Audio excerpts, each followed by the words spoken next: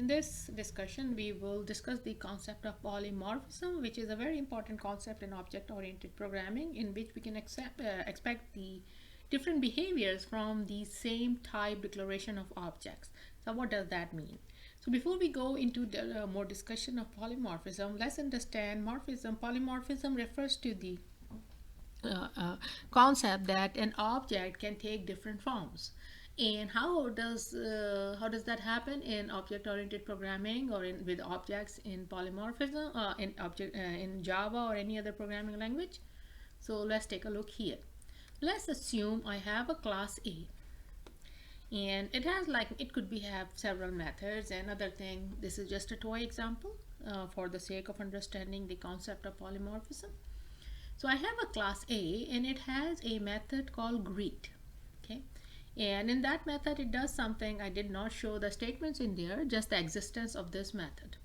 This is not a private method, so it's accessible to its children classes or its subclasses. Then we see class B, which extends A. Class B make a method of its own which calls by, and it has its own behavior that we did not show just by dot dot dots. Now if I ask you how many methods in this particular example does class A have? Yes, you are correct. It has only one method. Now if I ask you how many methods does class B have? Now if you say one, you are not right, because it has two methods. Well, you will say I'm only seeing one. Yes, you are only seeing one, but it has inherited the greet method from its parent class, which is class A.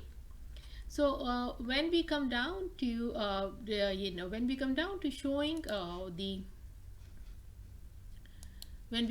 show or declare objects, let's see what happens. So what I can say is, whenever I say I want to have an object of type A, and whatever name, let's say I call it A, small case A. What I'm putting that type in, what I'm saying is that everything that class A has, I want it to be accessible this new reference. So in our program, the only thing we have is the greet method. Okay, so when I say make an object, right, using the constructor of A, or make an object of type A, here what I have done is that I have declared, or I have said that I am declaring this is the behavior I expect, and these are the instructions that should be stored in the RAM using this particular object. This should be accessible to me using this little letter A. Now can I say this then? If I say I want all the behavior, and in this example the only behavior we have is greet. If we have other variables that are accessible to the child class or in the class A, we would also expect them. And let's say I call this one an A1, and I said I want it to be executed by creating a behavior or instructions from B. Now the problem here is I am using a declaration type here of A, but my object type is B. But am I doing the right thing? Because what I'm expecting from A is, in this particular example, because that's the only thing I have, if I have multiple things, then all of these will be available. This is what I expect A to do. Can B do it? Of course it can do it, because it did get this method from its parent, right? So A can take its own form, and A can also take the form of its children, because its children have all of the behavior that A is ready to provide, right? Now let's move further and see what we want to do further. So when we say this A1, basically this particular A1 can provide you a greet behavior, right? But where would that greet behavior will come from? Greet behavior will come from B, right? Whatever B, if B has not overridden the method greet, then it will get that from A. If it has overridden, if it has provided its own behavior, then that is the set of instruction that will be executed at that time. So we can say that this particular A type object is polymorphic. Why? Because sometimes it's acting like the A class object, and sometimes it's acting like a B class object. because of the concept of inheritance. Now, if I can say that, let's say A has not only a child B, but let's say A has a child B, a child C, and a child D, right? A has, these are all children of A. If A has all of these children, so we can create an A1 whose behavior may be coming from B, okay? But whatever we are promising here, we can deliver it using this object because it does inherit from A. And then we have maybe A type. We say this is what we expect. So the greet method is the only thing we expect, and we can deliver it using the C type. Similarly, we can also deliver it using the D type. Now if I go back to my previous example, what we do is we can declare a type of parent class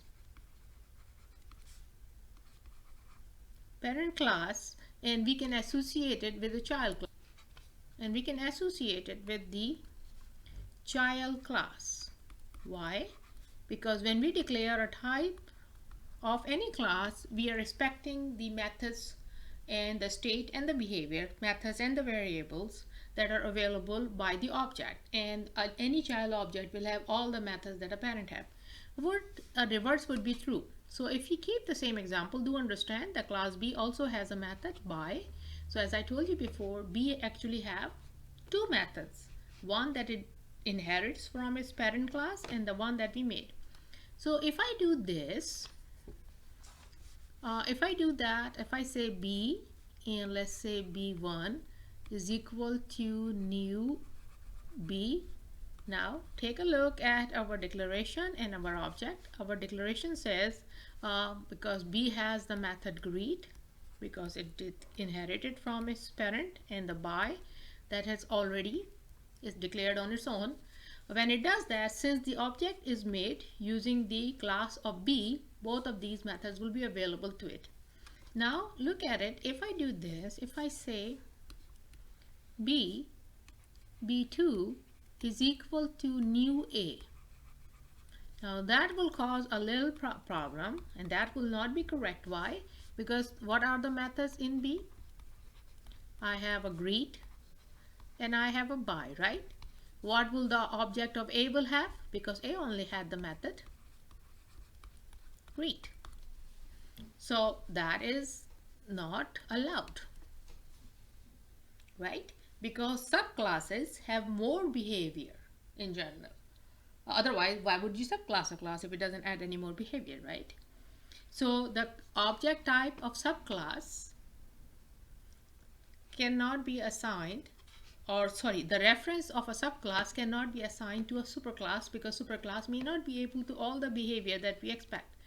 But the reference of a superclass can be assigned to an object of a subclass, because subclass will have everything that the parent class have. So whatever we promise in here, we will be able to deliver it in here. So let's take a look and kind of see a practical look of this particular example in Python tutor. Like I said, it could also be a Java tutor. You can choose the Java language. This is my wonderful tool that I use a lot in my classes. So I would like first you all to take a look at my class A. This class could have several other methods, but let's say we only focus on one method, public void greet.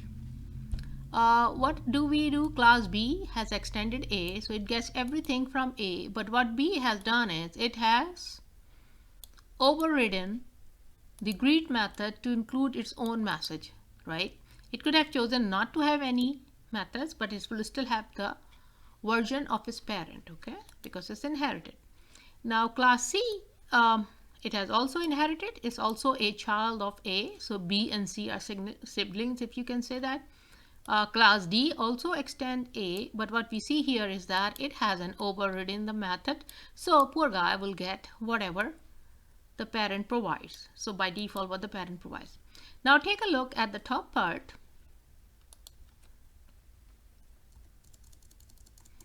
Here you can see a class that is actually making use of A, B, and C. So this class declare an array of objects of type A. Okay, so say it is an array of references of type A, and there are 4 of them. The first one gets the object, so the reference type is A, and the object is also created using A. In the second one, the reference type is of course A, but the object is created using B. Again, the reference type is A, the object is created using C. Object type is A, the object is created using the D instructions, right? So what has in here is that this reference type has been polymorphic because it has taken the form of many of its children, because each of its child is able to provide this functionality that we are promising. But the thing is that that functionality may or may not be the same because the child classes may have overridden the functionality. Now if you come in here, this is what the beauty of polymorphism is great here. Because what I'm doing is that I'm running a loop to access each element of this array, and I'm just calling the greet method because I know everybody has a greet method, whether they have inherited it from their parent and left it as it is, or whether they have actually whether they have inherited and left it as it is, or whether they have overridden to provide its own form. So what we can do is from this same statement we will see a polymorphic behavior. We will see a behavior that an object reference is assigned to different type of objects, and we will see this statement will give us different type of results. So let's check that out. Just take a quick look again at our class hierarchy. Class A is the parent class, it has a method, and class B is a child class, but it has overridden the method. Class C has also overridden the method, and class D has not. So let's go here and see the behavior. So we will go one by one and see how that happens. So right now, this reference of A, it has empty locations, nothing is in there. There are 4 items or 4 cells in there. Each of them is null because they are not pointing to anything, and they can quickly go and point them to. Kind of going a little quickly. And you see the polymorphic behavior of reference of A. Each of them is pointing to a different type of object. You can see that at 0th place we have A, then B. So this particular cell, this particular array has a polymorphic behavior. Let's run the for loop and see how our statements will vary and how do we get the results. Okay, so let's go ahead and do that. So give me a moment in here. So now take a look of the behavior as we have I is equal to 0. So we will call the very first object, which is of type A. So behavior will come from A. Let's come in here. Now the second object, or at I is equal to 1, is of type B. So you can see that the behavior will be coming out from B. Third object, or object and index 2, is of type C. So the behavior will be coming out from C. Now class D did not override the method, and it is the object at index 3, so the behavior will be picked up from A. So as you can see, this line ai.greet has taken different forms, or we can say that the references of object type A have been assigned different types of objects. Well, because all of these objects are subclasses, and all of them actually can take the form of A. Using that, we are able to extract different behavior. So here you can see that each of this single method call of same reference type has resulted into different behavior as we progressed in the class. So this is called polymorphism. In short, if you want to define polymorphism, polymorphism is the ability of a parent class to take the form of its subclasses, and that's logical because we can understand that a parent class has methods and the children class get all of the methods from the parent class. Okay, so if we promise a behavior using the reference type of A, we are certain that the child classes can deliver it because they inherited it. the other way is not going to be possible, because a child class may have all the inherited things from its parent, but it may have added all the other some other methods as well. So if you declare a type of child class and try to assign it to an object of parent class, then the behavior would be coming from parent, but the expectation will be coming from the child declaration, and the parent may not have all the things that child has. So this is what we sometimes we get confused in the type declaration.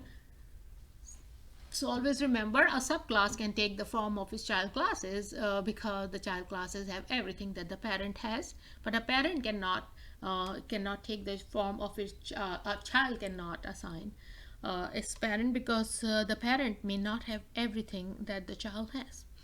And this is what polymorphism is, basically what this line is doing. This one line of same reference type is generating different type of result. So this is the discussion about polymorphism, and it's a very useful tool. Later in this series, I will do a practical examples of each of the lessons that I'm doing. If you do have any confusion or any questions, please drop in a comment, and I will try to do a video on that. And if I get enough people, I will try to do a live on any topic that you all want me to do. Okay, thank you, and thank you for listening. Bye.